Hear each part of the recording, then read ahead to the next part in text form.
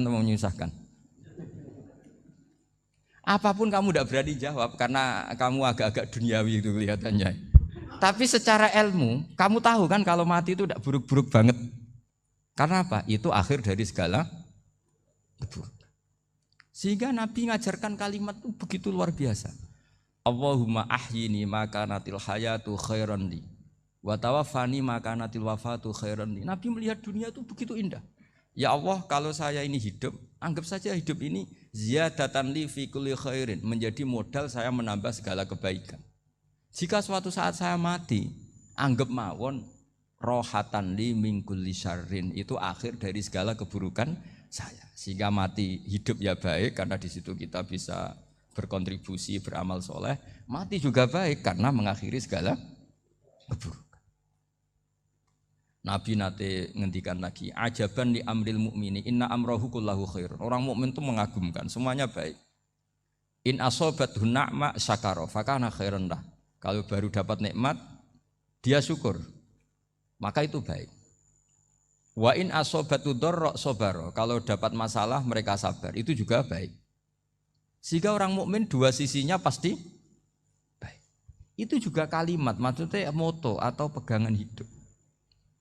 Nah berikut ini saya beri contoh, ini kenangan saya, ini contoh terakhir. Masalah jadi orang terkenal maupun tidak. Di sini dicontohkan Imam Ghazali di halaman 367 di kitab saya 367, juznya 3 di kitab Ihya Ulumuddin. Di sini beliau cerita betapa untuk menjaga ikhlas sebaiknya orang itu tidak terkenal, tidak syuhrah, tidak terkenal. Oke, itu kita sepakat ya, karena kalau terkenal mungkin orang dipaksa publik dengan tanda kutip untuk selalu berbuat baik, tapi karena jaim lah, jaga image atau apa. Tapi ketika dibalik pertanyaannya, kamu rela yang terkenal itu orang enggak benar, sementara yang orang benar itu enggak terkenal. Lalu masyarakat taunya yang tidak benar. Kalau pertanyaannya dibalik gitu, orang baik wajib terkenal enggak? Kalau pertanyaannya dibalik seperti itu. Dokter yang benar tidak terkenal, yang malpraktek terkenal. Kamu ingin kondisi seperti itu? Enggak ingin kan? Kampus yang bagus enggak terkenal, kampus yang bagus enggak terkenal, yang enggak bagus. Nah, artinya apa? Gara-gara olah kata, olah pikiran, ini logika jadi rubah. Lagi-lagi apa? Jawaban itu ada di kata-kata sebetulnya. Makanya bab-bab seperti ini tidak usahlah kita berdebat, berpolemik, sebaiknya orang itu humul, menutup diri, apa sebaiknya orang terkenal, itu enggak perlu seperti itu. Sudah terserah Tuhan saja. Makanya saya mulai dulu ngaji sampai sekarang itu ya tidak punya punya ikon tertentu atau punya website tertentu, enggak. Sudah terserah pangeran, sudah. Saya juga tidak sok suci materialistik atau enggak, ya tidak mikir saya. Bukan apa-apa ya, karena saya ini kiai, jadi biasa urusannya sama Allah, tidak sama makhluk. Jadi pusing kalau sama sarah-sarahnya makhluk itu pusing. Meskipun rektor kalau nasihati saya pasti tidak saya terima, itu tetap makhluk, itu sudah tidak ngefek kalau saya itu sudah ada itu.